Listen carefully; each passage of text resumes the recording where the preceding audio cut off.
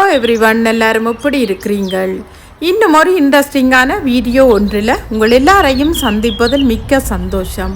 இன்றைக்கு வீடியோ பார்த்தீங்களென்றால் நிறைய பேர் என்னட்ட எழுதி கேட்ட கொமெண்ட்ஸுக்கு பதிலாகத்தான் இந்த வீடியோ இருக்கும். நீங்கள் எங்கே இன்டோர் பிளான்ட் வாங்குறீங்கள், அந்த ஷொப்பை ஒருக்க எங்களுக்கு காட்டுங்கோடு நிறைய பேர் கேட்டிருக்கிறீங்கள். நான் இப்போ அந்த கடைக்கு தான் போய்கொண்டிருக்கிறேன். உங்களையும் அந்த இடத்துக்கு நான் கூட்டி கொண்டு போகிறேன். இதோட இன்றைக்கு ஒரு தோசை ரெசிப்பியும் நான் உங்களுக்காக ஷேர் பண்ண போகிறேன். இந்த வீடியோவை நீங்கள் முழுமையாக பாருங்கோ. வீடியோக்கு ஒரு லைக் கொடுங்கோ. நீங்கள் கொடுக்கக்கூடிய அந்த ஒரு லைக் என்னுடைய வீடியோவை இன்னும் நிறைய பேர் கொண்டு சேர்க்கிறதுக்கு உதவியாக இருக்கும்.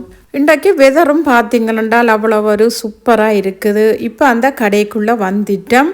இப்போ அந்த கடைக்குள்ளே வரும்போதே பார்த்தீங்களென்றால் வாசல் கதவு திறந்த உடனே அதில் இருந்தே முழுக்க பிளான்ட்டுகள் தான். முன்னுக்கு பார்த்தீங்களென்றால் என்னுடைய பேங்கர் போய் கொண்டிருக்கிறார். ஏனென்றால் அவரை கூட்டிக்கொண்டு போனால் தான் அங்கே வந்து அதை இதை காட்டி வாங்க முடியும். நிறைய சனமாக இருக்குது. ஏனென்றால் இப்போ வந்து மத்தியான டைம் ஆகிருக்குது. நாங்களும் பிள்ளைகள்லாம் ஸ்கூலுக்கு சாப்பிட்டு போயிட்டு திருப்பி அந்த டைமில் தான் நாங்களும் வந்திருக்கிறோம். அதால் இங்கே கொஞ்சம் சனமாக இருக்குது. 7 அளவு நான் உங்களுக்கு வீடியோவை கவர் பண்ணுறேன். ஏனென்றால் இப்போ எல்லாருமே வீடியோக்குள்ளே தாங்கள் வாரத்துக்கு விரும்ப மாட்டேனும். அப்போ அதால் எந்தெந்த இடத்துல ஆக்கள் இல்லையோ அந்த இடத்த தான் நான் உங்களுக்காக கவர் பண்ணி காட்டுறேன். எப்போ பார்த்தாலும் இந்த கடைக்குள்ளே போயிட்டேனென்றால் எனக்கு அந்த நினைவிழந்த மாதிரியே போயிடும். அது என்னன்ட்டு எனக்கு தெரியாது. இந்த பிளான்ட் எடுக்கட்டும் அந்த பிளான்ட் எடுக்கட்டும்ட்டு பாஞ்சு எல்லா இடமும் திரிவேன். ஆனால் அங்கே பிளான்ட்டின் விலைகளும் பார்த்தீங்களென்றால் அப்படியே ஒரு விலை தான். குட்டி குட்டி பிளான்ட் எல்லாம் 15 யூரோ, 8 யூரோ, 11 யூரோ அப்படித்தான் இருக்குது. ஒரு 2 இலை வந்ததுகள் கூட 5 யூரோ 7 யூரோக்கு தான் இருக்குது. என்ன செய்கிறது, அங்கே போய் வாங்குகிற பிளான்ட்டுகள் கொஞ்சம் ஹெல்த்தியாக இருக்குது. இப்போ நாங்கள் மற்ற கடைகளில் வாங்குறத விட அந்த இடத்துல வாங்குகிற பிளான்ட்டுகள் நிறைய காலம் நின்று பிடிக்குது.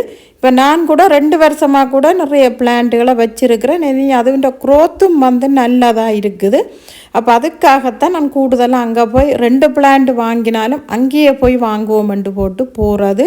இன்றைக்கு நான் பிளான்ட்டுகள் மட்டும் இல்லை, இந்த இன்டோர் பிளான்ட் இப்போ 2-3 வருஷமாக அதுக்கு எந்த விதமான உரங்களுமே நான் கொடுக்குறேல. அப்போ சில அந்த மணி பிளான்ட்டெல்லாம் நான் உங்களுக்கு லாஸ்ட் வீடியோவிலேயே சொல்லியிருப்பேன். அந்த கருப்பாக புள்ளி மாதிரியெல்லாம் காஞ்ச மாதிரியில் வருதுண்டு. இப்போ அதுக்கெல்லாம் இங்கே தண்ணியில் கலந்து நாங்கள் மரத்துக்கு கொடுக்கக்கூடிய மாதிரியெல்லாம் நிறைய லிக்விட் ஐட்டங்கள் இருக்குது. அப்போ அதையும் பார்த்து வாங்கிட்டு போவோம்ன்று தான் இப்போ இந்த கடைக்கு வந்த நாங்கள். இந்த ஷாப்பும் பார்த்தீங்களென்றால் மூல் ஹவுஸில் தான். நீங்கள் பொட்டானிக்கண்டு சர்ச் பண்ணி பார்த்தீங்களா இன்டர்நெட்டில் உங்களுக்கு அது அட்ரஸோட வரும். நீங்கள் எல்லாருமே உங்களுக்கு விரும்பக்கூடிய மாதிரி பார்த்து வாங்கலாம். அங்கே இந்த பிளான்ட்டுகள் மட்டும் இல்லை, அங்கே நீங்கள் நிறைய விதமான மீன்கள் வேண்டிக் கொள்ளலாம், நிறைய பறவைகள் வேண்டிக் கொள்ளலாம், முயல் வேண்டிக் கொள்ளலாம். உங்களுக்கு என்ன எல்லாம் தேவையோ அதெல்லாம் பார்த்து வாங்கக்கூடிய மாதிரி இருக்குது. நான் இன்றைக்கு இங்கே பிளான்ட் செக்ஷனுக்குள்ளே வந்தபடியாக பிளான்ட்டுகளை மட்டும் கவர் பண்ணியிருக்கிறேன். நான் இன்னொரு நாள் எனக்கு வீட்டுக்கு மீன் வாங்க போவேன். அந்த டைமில் முடிஞ்சால் நான் உங்களுக்கு அங்கால என்னென்ன இருக்குதுன்ட்டு காட்டுறேன். அதை விட உங்களுக்கு இதெல்லாத்தையும் விட உங்களுக்கு தோட்டத்துக்கு தேவையான அத்தனை வெஜிடபிள்ஸும் உங்களுக்கு சின்ன சின்ன கண்டுகளாக கிடைக்கும். இங்கே இல்லாத பொருட்களே இல்லை. அதை விட நிறைய பொட்ஸுகளும் நீங்கள் வேண்டிக் கொள்ளலாம். விதமான சைஸில் விதமான கலரில் இங்கே பொட்ஸுகளை நீங்கள் வாங்கி கொள்ளலாம். நீங்கள் பொட்ஸுகள் மட்டுமில்லை, அதுக்கு தேவையான மண் வேண்டிக் கொள்ளலாம். எல்லாமே இந்த இடத்துல உங்களுக்கு வாங்கக்கூடிய மாதிரி இருக்குது.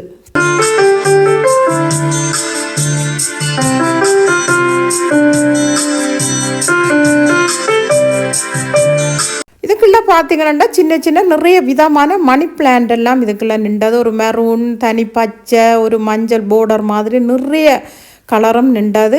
இங்கெல்லாம் பார்த்தீங்கன்னா நல்ல வடிவான கோன் பூக்கள் மாதிரி. இந்த பூக்களெல்லாம் ஆல்ரெடி என்னுடைய கார்டனில் நீங்கள் பார்த்துருப்பீங்கள். நானும் விதமாக வச்சுருந்தது போன சம்மர் வீடியோவிலெல்லாம் நான் உங்களுக்கு இது காட்டியிருப்பேன். இந்த முறை என்ன மாதிரின்னு தெரியலை, அந்த கிழங்குலேருந்து வருதோ வரையிலையோ என்னென்று தெரியலை. ஆனால் என்ன முளைச்ச மாதிரியே எனக்கு தெரியலை. இங்கே பார்த்தீங்கன்னா எங்களோட ஊரில் அந்த கடற்கரையில் இருக்கிற மாதிரி அந்த ஒரு பிளான்ட்டும் இருந்தது. இப்போ இங்கால இருக்கிறதும் இதுக்கும் மணி பிளான்ட் தான். இதுலேயும் ஒரு 3 விதமான மணி பிளான்ட் இருந்தது. இதுதான் அந்த மணி பிளான்ட்டுக்காக மட்டுமில்லை, இன்டோர் பிளான்ட்டுக்காக நான் வாங்கின அந்த லிக்யூட். இது வந்து நாங்கள் தண்ணியில் கலந்து அதில் இருக்கிற அளவின்படி நாங்கள் அடுக்கி கொடுத்தோம்ண்டாலே அது நல்ல வளர்ச்சியாக வருமென்று கடையில் சொல்லியிருந்தனும். இங்கால பார்த்தீங்கன்னா இந்த ஒக்கிட்டை பார்க்கவே அவ்வளோ ஒரு ஆசையாக இருந்தால் அங்கெல்லாம் 22 யூரோக்கு ஒக்கிட்டு வந்து வாங்க முடியாது. இந்த குட்டி பிளான்ட்டு பார்த்திங்கன்னா நான் வாங்குவோம்ன்றதுக்க வெளியே பார்த்தேன் 15 யூரோ. ஆனால் இதில் பாருங்க ஒரு 4 இலை தான் வந்திருக்கு. அதை விட வேறு எங்கேயாவது கொஞ்சம் பெரிய பிளான்ட்டாகவே வாங்குவோம்னு சொல்லி போட்டு நான் அதை விட்டுட்டு வந்துட்டேன். இங்கால பார்த்தீங்களென்றால் இது எங்களோட ஊரில் எல்லாருடைய வீடுகளில் நிற்கக்கூடியதான் இந்த 5 உரியம்.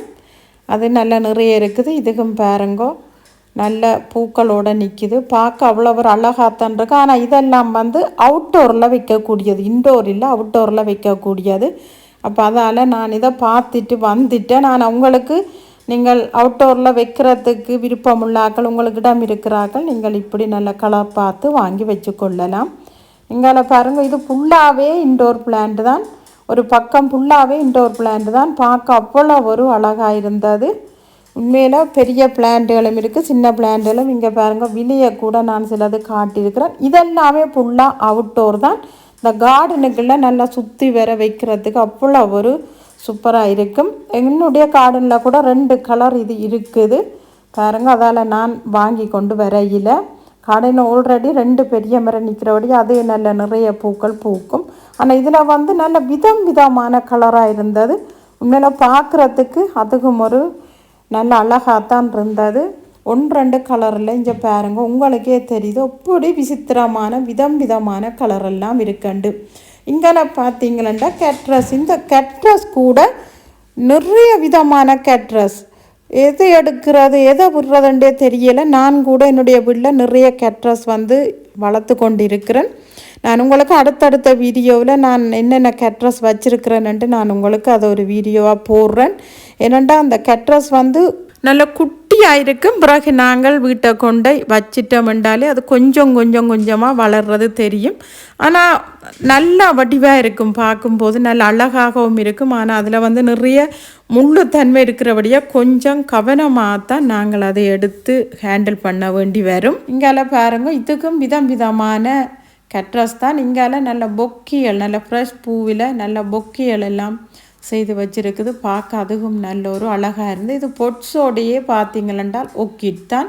நிறைய மொட்டுகள் பூக்களோடையெல்லாம் இருக்குது.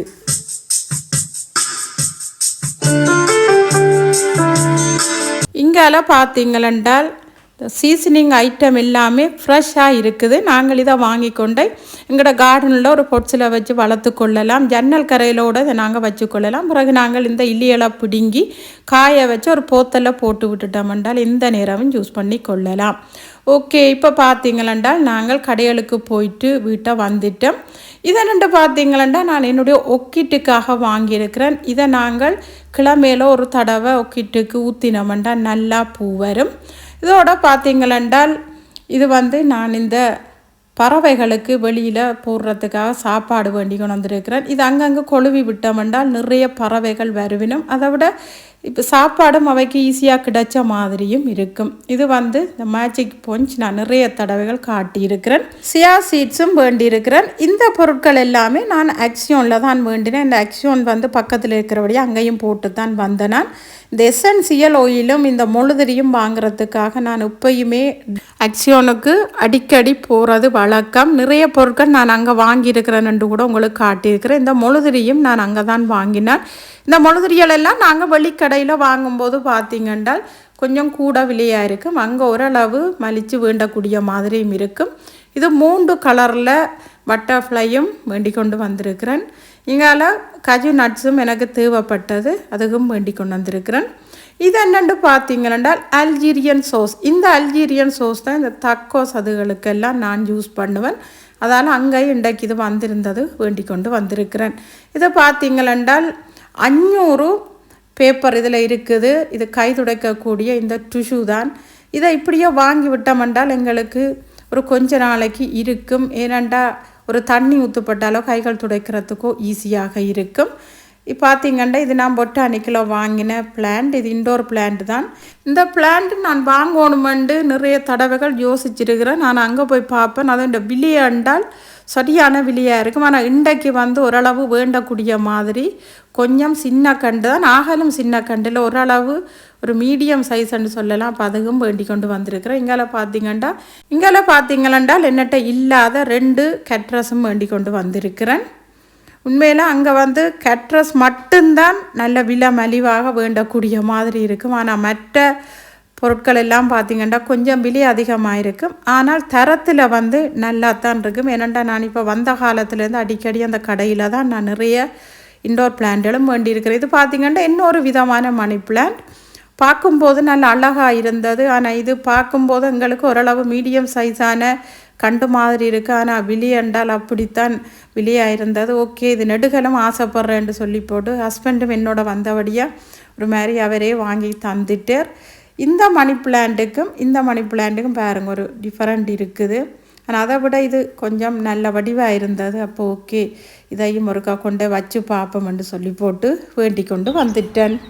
இப்போ பார்த்திங்கன்னா அடுத்த வேலை என்னென்றால் நான் வேண்டி கொண்டு வந்த இந்த சீட்ஸுகள் அதுகள் தான் அதுக்குள்ளே இருந்தது. அதை மண்ணோட சேர்த்து ஒரு போல் மாதிரி செய்து வச்சுருந்தாங்க. ஒரு நெட் மாதிரி ஒன்றுக்குள்ளே போட்டு இப்போ அதுகளைத்தான் நான் இப்போ அங்கங்கே கொழுவி கொண்டிருக்கிறேன். இப்போ இதை பார்த்தீங்களென்றால் நான் எல்லா இடமும் கொழுவி போட்டு நான் உங்களுக்கு கிச்சனுக்குள்ளே நின்று காட்டுறேன். நான் கொழுவி போட்டு போகவே எல்லாரும் சாப்பிட்டு கொண்டு நிற்பினும். ஏனென்று பார்த்தீங்களென்றால் அடிக்கடி இந்த கார்டனில் இந்த பறவைகள் சத்தம் இருக்கிறது. இப்போ கூட பாருங்க, அந்த பறவைகள் எல்லாம் இந்த மரத்துக்குள்ளேயே இருக்கிறபடியாக இந்த பறவைகளின் சத்தமே ஒரே கேட்டு கொண்டிருக்குது. உங்களுக்கே இந்த பறவைகளின் சத்தம் பாருங்க இவ்வளவுத்துக்கு இந்த சத்தம் கேட்குதுன்னு சொல்லி. இவ்வளவுதான் வாகன சத்தங்களோ வெளி சத்தங்களோ இவ்வளவு சத்தங்கள் இருந்தாலும் ஆனாலும் அந்த பறவைகளின் சத்தம் என்றது ஒரு தனியாக தான் இருக்கும். ஆனால் இங்கே பார்த்தீங்களென்றால் அந்த ஒரே பறவைகள்லாம் நான் இப்போ 4 வருஷமாக கண்டிருக்கிறேன். ஒரே மாதிரி பறவைகள்லாம் நீங்கள் பறந்து கொண்டிருப்பினும். ஆனால் சவுண்டும் ஒரே சவுண்டாக தான் இருக்கும். ஆனால் அவைகள் கதைக்கிறது என்னோ தெரியல. ஆனால் இங்கே பாருங்க, நான் இந்த சாப்பாடு வச்சு கொண்டு நிற்கே இங்கே பாருங்க வந்தெல்லாம் சாப்பிட்டு கொண்டு இருக்கணும். இப்போ எல்லா வேலையுமே முடிச்சு போட்டு கிச்சனுக்குள்ளே வந்துட்டேன். இந்த தோசை செய்கிறதுக்கு நான் முதல்ல தோசைக்கு உளுந்தும் வெந்தயமும் ஊற விட வேணும். இதுக்கு நான் இது போல் ஒரு போல் ஒன்று எடுத்திருக்கிறேன். இப்போ இதுக்கு 1 கப் உளுந்து நான் எடுத்திருக்கிறேன். நான் முழு உளுந்து எடுத்திருக்கிறேன். நீங்கள் இந்த கப்பால் தான் அளக்கணுமெண்டில்லை. நீங்கள் எந்த கப்பை நீங்கள் அளவாக எடுத்தாலும் நீங்கள் மற்ற இன்க்ரீடியன்ஸை அதே கப்பால் எடுத்துட்டீங்களென்றாலே உங்களுக்கு எல்லாமே சரியாக வரும். இப்போ இதோடையே 1 டீஸ்பூன் வெந்தயமும் நான் சேர்த்துக்கொள்கிறேன். இந்த வெந்தயம் சேர்த்து இந்த தோசையை நாங்கள் சுட்டம் என்றாலே இந்த தோசையின் ஃப்ளேவர் அவ்வளோ ஒரு வாசமாக இருக்கும். அதை விட இந்த தோசை பேட்டர் எங்களுக்கு நல்லா பொங்கியும் வரும். அதை விட தோசையும் நல்லா சாஃப்டாகவும் இருக்கிறதுக்காகத்தான் இந்த தோசைக்கு நாங்கள் இந்த வெந்தயத்தை ஊற விடுறது. அதை விட இந்த வெந்தயமும் எங்களுக்கு உடம்புக்கு குளிர்ச்சியாகவும் இருக்கும். இப்போ பாருங்கள், ஒரு 5 தண்ணியில் கழுவி போட்டு பார்க்கும்போது இதே போல் கிளியராக எங்களுக்கு இருக்க வேணும். இப்போ பார்த்தீங்கன்னா குறைஞ்சது ஒரு 4 ஹவர் என்றாலும் நாங்கள் இதை ஊற வைக்க வேணும். இப்போ பாருங்கள், ஒரு 4 ஹவர் கழித்து உங்களுக்கு காட்டுறேன். எங்களுக்கு உளுந்து ஊறிட்டு தொண்டு பார்க்குறதுக்கு நாங்கள் கையில் வச்சு நசிச்சு பார்த்தாலே அந்த உளுந்து எங்களுக்கு உடைஞ்சி வரும். இப்போ பார்த்தீங்களென்றால் நான் ஒரு பிளெண்டர் கப்பில் இதை போட்டு நான் நல்ல வடிவாக அரைச்சி எடுக்க போகிறேன். நான் குளிர் நாட்டில் இருக்கிறபடியால் அந்த ஊற வச்ச தண்ணியையே நான் இதுக்குள்ளே விட்டு அடிச்செடுக்க போகிறேன். நீங்கள் பாருங்க, இதே போல் நான் நல்ல வடிவாக அரைச்செடுத்து கொண்டிருக்கிறேன். இந்த உளுந்தை நான் அரைச்செடுக்கும் போது 1 கப் தண்ணி விட்டேன். நான் இப்போ திருப்பியும் நான் அந்த ஊற வச்ச தண்ணியிலேயே 1 கப் தண்ணியை விட்டு நல்ல வடிவாக அரைச்செடுத்து கொண்டிருக்கிறேன். எவ்வளவுத்துக்கு பட்டா உங்களால் அரைச்செடுக்க முடியுமோ அவ்வளவுத்துக்கு பட்டா அரைச்செடுத்து கொள்ளுங்க. ஏனெண்டா இந்த உளுந்தும் வெந்தயமும் எவ்வளவுத்துக்கு பட்டா எங்களுக்கு அரைஞ்சு வருது அவ்வளவுத்துக்கு தான் இந்த தோசையும் எங்களுக்கு நல்ல ஒரு பஞ்சு போல் எங்களுக்கு வரும். இப்போ இந்த உளுந்தை நல்ல பட்டை அரைச்சி எடுத்துட்டேன். இப்போ நான் இதை புளிக்க வைக்கிறது ஒரு வாளி மாதிரி ஒன்று தான். இந்த சில்வர் வாளியில் புளிக்க வச்சோம்னா எங்களுக்கு நல்ல வடிவாக புளிச்சு வரும். இப்போ அதுக்குள்ளேயே நான் இதை ஊற்றிட்டேன். இப்போ அந்த கப்பை இன்னும் 1 கப்பு தண்ணி விட்டு நல்ல வடிவாக கழுவி அதையும் சேர்த்து தான் நான் இதுக்குள்ளே விட்டு குழைக்க போகிறேன். இதுக்குள்ள எங்களுக்கு தண்ணி கூட குறைய வேண்டு நீங்கள் யோசிக்கவே வேண்டாம். உங்களுக்கு எவ்வளவுத்துக்கு இந்த உளுந்து அரைக்கிறதுக்கு தண்ணி தேவைப்படுதோ அந்த தண்ணியை நீங்கள் பயப்படாமலே விட்டுக்கொள்ளுங்க. ஏனெண்டா நாங்கள் இதுக்கு மா சேர்க்க போகிறோம்.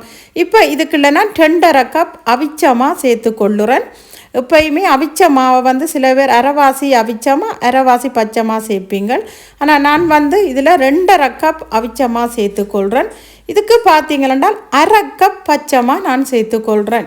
இப்போ இதையும் சேர்த்து போட்டு நல்ல வடிவாக கைகளை க்ளீன் பண்ணி போட்டு கட்டி இல்லாமல் குழச்செடுத்து கொள்ளுங்கோ. எவ்வளவுத்துக்கு நாங்கள் கட்டி இல்லாமல் குழச்செடுக்கிறோமோ அவ்வளவுத்துக்கு தான் எங்களுக்கு இந்த தோசை வந்து நல்ல சாஃப்டாக எங்களுக்கு வரும். கூட தண்ணியை விட்டுட்டு நாங்கள் இந்த மாவை போட்டுட்டோம் என்றால் அது எங்களுக்கு நல்ல வடிவாக மிக்ஸ் ஆகி வராது. நாங்கள் எவ்வளவுத்துக்கு எங்களுக்கு தண்ணி தேவைப்படுதோ அதுக்கேற்ற மாதிரி நாங்கள் பார்த்து விட்டு இந்த மாவை வந்து ஒரு தோசை எப்படி ஊற்றுறதுக்கு பருவமோ அதுக்கேற்ற மாதிரி நாங்கள் குழச்செடுத்து கொள்ளலாம். என்னட்ட ஒரு 4-5 பேர் கேட்டிருந்தீங்க, அக்கா இலகுவான முறையில் எப்படி நாங்கள் எங்களோட ஊர் தோசை சுடலாமன்ட்டு சொல்லித்தாங்கொண்டு கேட்டிருந்தீங்க. கட்டாயம் உங்களுக்கான வீடியோ தான் இது. ஏனெண்டா சில பேர் வந்து தேங்காய் போட்டு அரைப்பீங்கள், சோறு போட்டு அரைப்பீங்கள். அது ஒன்றுமே இல்லாமல் இந்த வெந்தயமும் உளுந்தும் சேர்த்து அரைச்சிட்டு மாவை போட்டு நாங்கள் குழச்சி வச்சிட்டோம்னாலே நல்ல பெர்ஃபெக்டான தோசை எங்களுக்கு செய்து கொள்ளலாம்.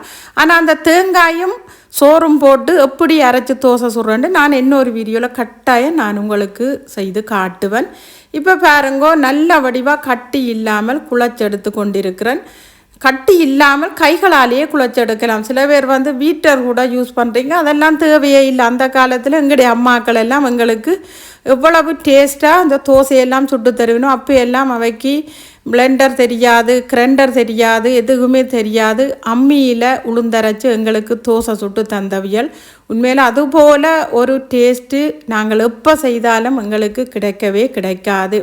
இந்த வேளையில் பார்த்தீங்களென்றால் இன்றைக்கு என்னுடைய சமையலில் மிகவும் ஒரு முக்கியமான ஒரு குடும்பத்தில் ஒரு ஆள் என்று சொல்லலாம். வெண்ணிலா என்னுடைய 2 சனலுக்கும் ஒரு பெரிய ஃபேன் என்று சொல்லலாம். இன்றைக்காக தன்னுடைய பிறந்த நாளை கொண்டாடி கொண்டிருக்கிறார். உண்மையில் சகலதும் பெற்று உடல் நலத்தோடு ஆரோக்கியமாக நீண்ட நாள் வாழ்க என இந்த நாளில் நான் பிறந்த நாளுக்கு வாழ்த்துறேன். நீங்களும் விருப்பப்பட்டால் அவருக்கு வாழ்த்துகள் சொல்லலாம். இப்போ பாருங்க, இந்த தோசை மாவை நான் இது போல் நல்ல வடிவாக குழச்செடுத்துட்டு இதை புளிக்க வைக்கிறதுக்கு நீங்கள் நார்மலாக ஒரு ஹோம் பிளேஸில் வச்சுட்டிங்கன்னா அது புளிச்சிடும். நான் இங்கே வெளிநாடுகளில் எங்களுக்கு கொஞ்சம் குளித்தன்மையாக இருக்கிறபடியால் நான் இதை ஓவனிலேயே தான் புளிக்க வைக்க போகிறேன்.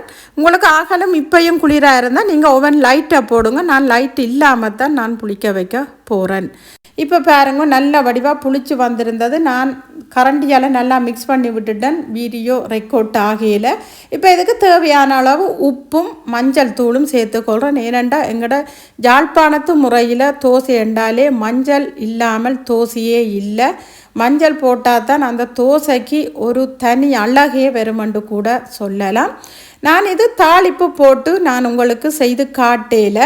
என்னென்னா தாளிப்பு இல்லாமலும் நாங்கள் தோசை செய்து கொள்ளலாம், தாளிச்சும் நாங்கள் தோசை செய்து கொள்ளலாம். அது இன்னொரு தடவை நான் தாளிப்பு தோசையும் நான் உங்களுக்கு செய்து காட்டுறேன். ஆனால் இது வந்து தாளிப்பு போடாமல் இலகுவான முறையில் எப்படி தோசை செய்யலாம்னு செய்து காட்டுங்கன்னு நீங்கள் கேட்டிருந்தீங்க, உங்களுக்காக செய்து காட்டுறேன். இப்போ கொஞ்சமாக திக்காக இருக்கிறபடியாக நான் ஒரு 1/2 கப் தண்ணியும் சேர்த்து நல்ல வடிவாக கரைச்சி விடுறேன். எவ்வளவுத்துக்கு நாங்கள் இந்த மாவை கரைச்சி விடுறோமோ அவ்வளவுத்துக்கு இந்த பேட்டர் வந்து எங்களுக்கு நல்ல பதமாக வரும். ஓகே, இப்போ இந்த மாவை கரைச்சி ஒரு சைடில் வச்சுட்டு இப்போ நாங்கள் இந்த சம்பலுக்கு ரெடி பண்ண போகிறோம். சம்பல் நான் நல்லா எல்லாம் தாளித்து பொரித்து தான் சம்பல் செய்ய போகிறோம். அப்படி தோசைக்கு செய்த மண்டா தான் இந்த சம்பலே எங்களுக்கு நல்ல ஒரு டேஸ்ட்டாக வரும். இப்போ இதுக்கு நான் ஒரு தேங்காயை வந்து நல்ல வடிவாக துருவி அந்த வெள்ளை பூவை மட்டும் எடுத்து வச்சுக்கிறேன். தேவையான எல்லா இன்க்ரீடியன்ஸும் இதில் இருக்குது. உங்களுக்கு எவ்வளவுத்துக்கு உரைப்பு தேவையோ நீங்கள் அதுக்கேற்ற மாதிரி செத்தல் மிளகாயை சேர்த்து கொள்ளலாம். இப்போ நான் இதை தாளிக்கிறதுக்கு தேங்காய் எண்ணெய் தான் யூஸ் பண்ணி கொள்கிறேன். எங்களுக்கு இது போல் தேங்காய் எண்ணெய் கிடைக்கும். நாங்கள் இது சில பேர் கேட்குறீங்க வெள்ளையாக இருக்குதாக்கா, இது எப்படி நீங்கள் யூஸ் பண்ணுறீங்கன்னு. இது சட்டி சூடாயின உடனே நாங்கள் போட்டுட்டோம்னாலே அது எங்களுக்கு நல்ல வடிவாக மெல்ட் ஆகி வந்துடும். இப்போ இந்த எண்ணெய் எங்களுக்கு சூடாகிட்டது. எடுத்து வச்சுக்கிற சின்ன வெங்காயம் உள்ளியையும் சேர்த்து நான் வதக்கி விட போகிறேன். நல்ல வடிவாக கலர் மாறி நாங்கள் இதை வதக்கணுமெண்டில்லை, ஒரு அளவுக்கு நாங்கள் அந்த வாசம் பெரு மட்டும் வதக்கி விட்டோமென்றாலே எங்களுக்கு இது போதுமானதாக இருக்கும். முதல்ல நாங்கள் இந்த உள்ளியையும் வெங்காயத்தையும் வதக்கி எடுப்போம். இப்போ அதே சட்டியிலேயே நான் செத்தல் மிளகாயை நல்லா வதக்கி எடுக்க போகிறேன். செத்தல் மிளகாய் எங்களுக்கு கலர் மாறக்கூடாது. அடுப்பை நல்லா குறைச்சி வச்சுக்கொள்ளுங்க, அப்போ தான் எங்களுக்கு நல்ல ஒரு கலராக அந்த சம்பல் எங்களுக்கு வரும். ஓகே, இப்போ பார்த்தீங்களா நான் லிடலில் தான் இந்த தேங்காய் வேண்டி கொண்டு வந்தேன். நல்ல ஊர் தேங்காய் மாதிரியே நிறைய இளநியோட கூட எனக்கு அந்த தேங்காய் இருந்தது. இப்போ இதைத்தான் நான் பாருங்க இது போல் திருவி இந்த சம்பலுக்கு நான் எடுத்திருக்கிறேன். ஆனால் ஃப்ரெஷ்ஷாக எங்களுக்கு தேங்காய் கிடச்சிட்டேன்டா அது எங்கள்ட அதிர்ஷ்டம் தான் சொல்லலாம். சம்பலும் நல்லா சூப்பராக வரும்.